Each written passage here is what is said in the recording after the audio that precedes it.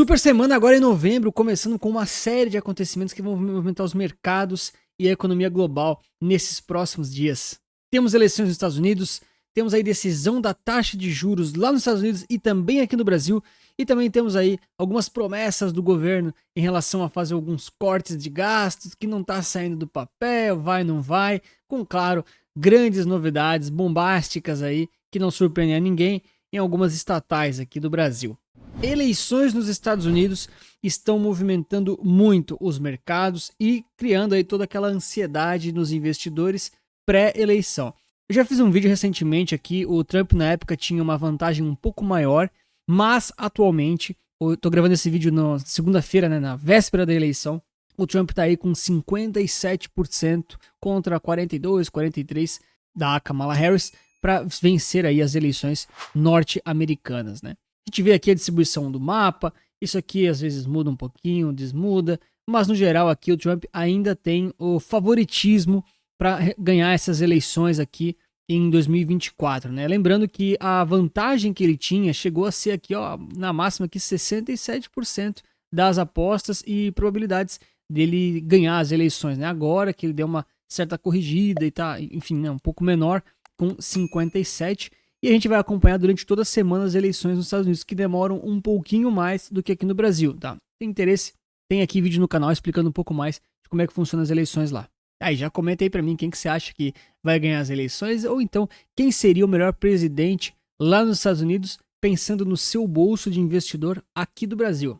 Além das eleições nos Estados Unidos, existe a tal da decisão da taxa de juros do Fed. Então lá nos Estados Unidos, assim como aqui no Brasil, vai ter a nova alteração, ou não, né, da taxa de juros dos países.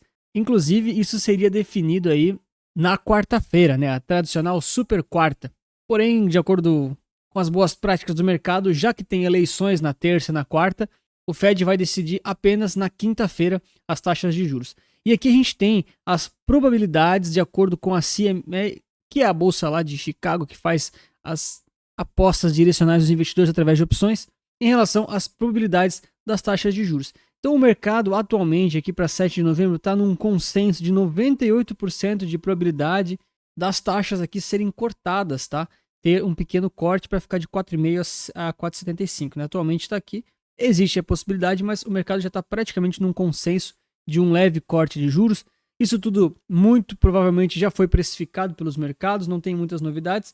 Até pelos membros do Fed já estarem anunciando isso faz um tempo. E aqui no Brasil, no mesmo dia, a gente vai ter a decisão aqui do nosso Copom. E o mercado está esperando uma alta de 0,5 pontos percentuais na nossa Selic. Aqui a gente tem até algumas instituições que já apostam, né, que já estão precificando essa alta na Selic. Vários bancos muito grandes respeitados, poxa, Itaú, aqui o BTG, enfim, a XP também. Todo mundo está entrando já num consenso de que vai ficar aí em 11,25% ao ano, né? Uma nova alta na Selic, que era já esperada por muitos investidores, pelo menos para o final aí de 2024. Ó, já deixa o like e se inscreve no canal.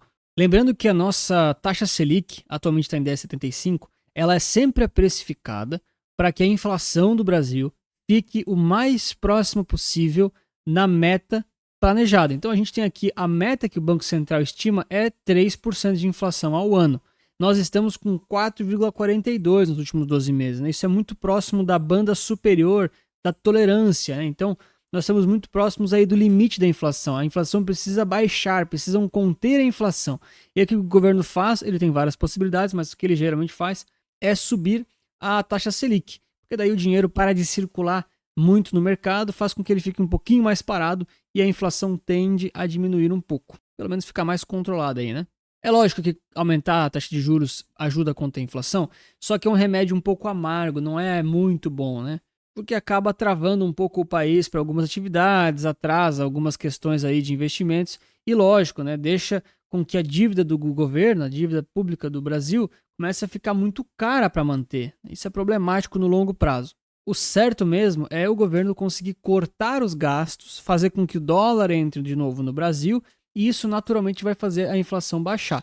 Mas o governo está demorando para fazer isso. Inclusive, ele anunciou o seguinte: existe já uma medida aí, um pacote de corte de gastos, o mercado está esperando ansiosíssimo para ver os anúncios e as novidades que vêm por aí, Mas a crise política, né, o clima chato tá tão grande que o Haddad, lá o nosso ministro, ele tá adiando a viagem dele para o exterior para ficar aqui de olho nesse pacote fiscal e fazer o negócio andar mesmo, né? Olha, só para a gente recapitular, o dólar chegou a bater incríveis 5,87 muito recentemente. É um patamar muito alto, não existe crise de saúde como teve em 2020, não, né, não existe muita razão para isso, é realmente uma questão política e fiscal. E aí o governo brasileiro, como quase sempre, ele atua no sintoma, né? Ele não vai na causa mesmo. A gente percebe que são atuações que acabam sendo um pouco tardias e o mercado até topa, assim, mas a gente sabe que é muito passageiro, as coisas vêm, as coisas vão, os problemas voltam. Quer ver na prática? Olha só, esse aqui é o resultado das estatais ao longo de muitos anos e o que acontece?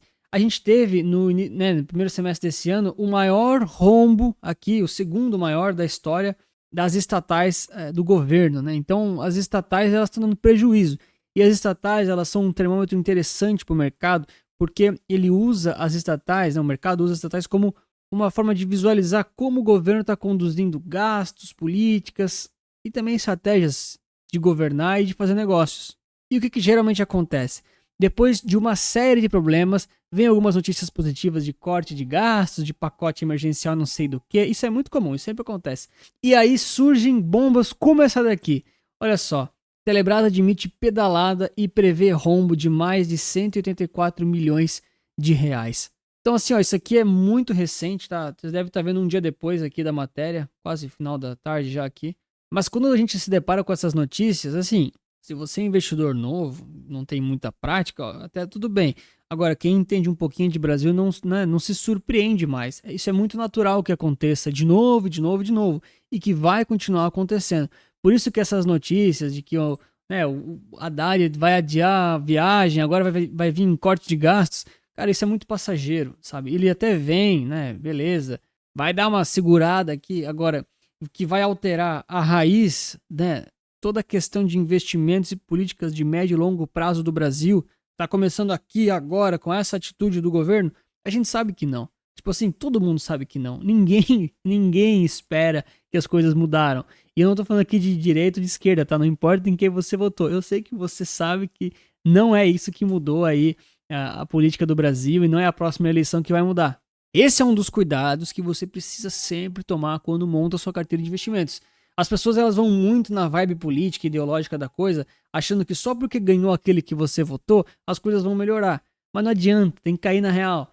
Investimentos no Brasil exigem uma certa sensibilidade e um pouquinho de timing, principalmente na renda variável. Na renda fixa dá para ser um pouco mais long only, vamos dizer assim. Mas no geral, para você ter uma carteira de investimentos muito bem montada e estabelecida, você precisa investir de forma diversificada, de forma global e de forma estruturada. Para isso eu tenho minhas carteiras recomendadas de investimentos. Se você tem interesse, QR Code aqui na tela, link na bio, me chama que eu vou te mostrar mais sobre tudo isso. Toda vez que o governo enfrenta crises políticas aí, o mercado cobra mais caro dele. A gente vê isso nitidamente aqui com as taxas do Tesouro Direto, que o governo tem que assumir aí alguns compromissos mais agradáveis ao mercado.